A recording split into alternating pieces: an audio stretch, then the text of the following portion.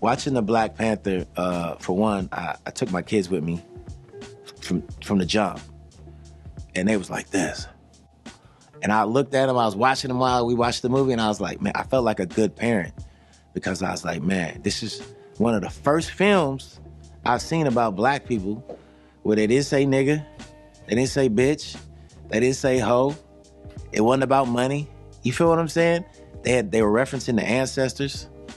You know what I'm saying? He was going into the sand and waking up talking to his ancestors, and they were showing up and they were interacting. Like, these are all real concepts in African cosmology that we've never seen transferred to the big screen.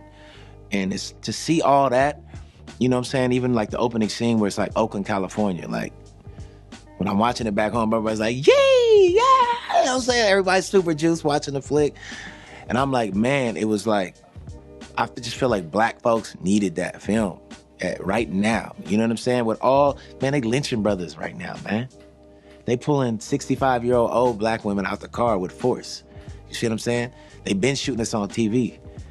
The power that we have is being pushed back against. You know what I'm saying? Like what my partner say? My partner told me, he was like, the closest you get to the light, the more the darkness is gonna try to pull you away from it. And that's what I feel like we as a people are going through. And I don't even think it's just black folks. I think everybody's experiencing this energy. You know what I'm saying? For me, it's intense because I'm black, and that's how I look at it through my window. But I think everybody's feeling it in their own way. But for us specifically, that film gave us more courage. Like when I was seeing on social media, like everybody coming in the dashikis and African gear, like, bro, when's the last time you seen black Americans, African Americans embrace Africa? Period. Except when African medallions are like 1988, 89. You feel what I'm saying? So just that alone, and even seeing the relationship between like Killmonger, who is an African in America, whose mind has been twisted by the torturous conditions he's witnessed, meeting up with his cousin, an African who's of royal lineage, and them really coming together to face off, but really they're on the same team. Because at the end of the movie, T'Challa is doing exactly what Killmonger wanted him to do without the violence. You know what I'm saying? He's sponsoring kids in Oakland. He's buying buildings. He's basically opening the borders of Wakanda, which is what Killmonger wanted him to do. So it's like they really agreed, but like the twisted conditions we've lived under here have warped our mentality. So to just kind of be able to reflect on the psychology of who we are as a people and to get a broader perspective of the African diaspora, I mean, I think that was like, I mean, they said I saw something today, they said it's the third highest selling movie ever now in American history. A movie about black folks. You feel what I'm saying? The ones that don't matter. You know what I'm saying? So we know we matter. We know how much power we have.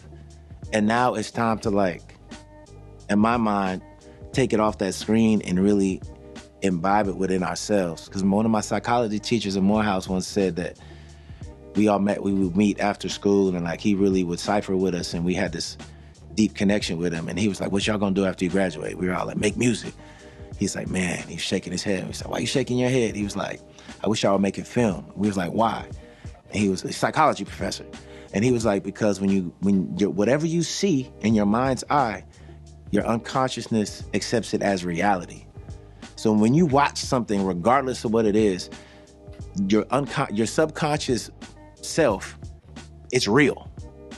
So when you see something like Black Panther with all these uplifted and elevated energies about who we are as a people, it empowers you, just subconsciously, because you don't get that, man. All you see is LeBron James, man.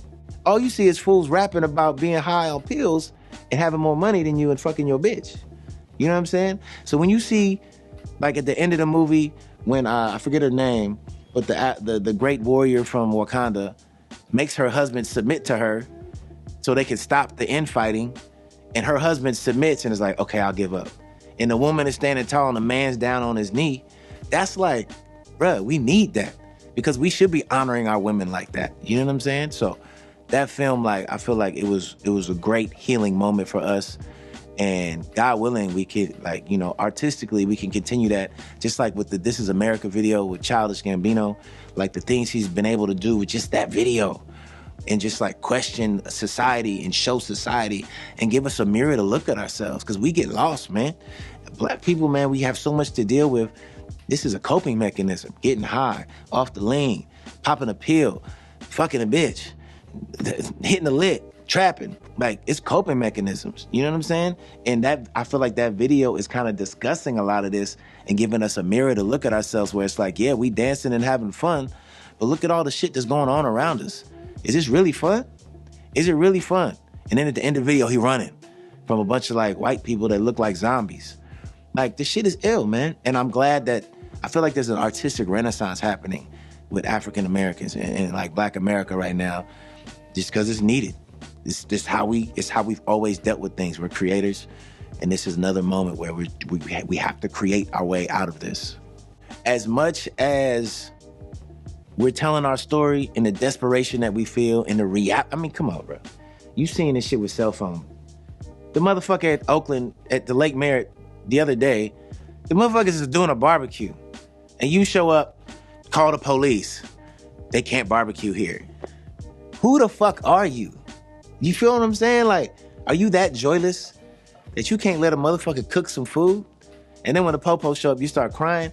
It's like, no matter what you do to show that you're a human being, they not gonna respond to who you are and your reality. So it's like, it's our duty to just say fuck it and just be ourselves. But being ourselves is not the limited boxes that we've created for ourselves either. There's more to who we are. And I just think, you know what I'm saying, as a Black man, it's like rapper, which is crazy, ironic, because I'm a rapper. You feel what I'm saying? And I think about that and I'm like, that's crazy. Basketball player, pimp, gangster, villain, football player. I mean, that's what America wants for you. Or that's, it seems like these are the boxes that you get to check off as a Black man. And if you're not one of those, you're an outlier. And then you acting white. You feel what I'm saying? So it's like, we're more than all of this. They don't understand it. They don't want to understand. They don't want to see the pain and suffering that's been there. And it's time for us to do some self-healing. And I just feel like that film, Black Panther, like Ryan Coogler been through it.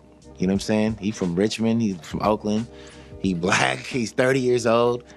He got the third highest selling movie ever in American history because it's real. It's the story he was telling between like the angst, the royalty, the juxtaposition between the two, the struggle between all of that, it's real and it's how we feel. And I think that's why that movie resonates so much.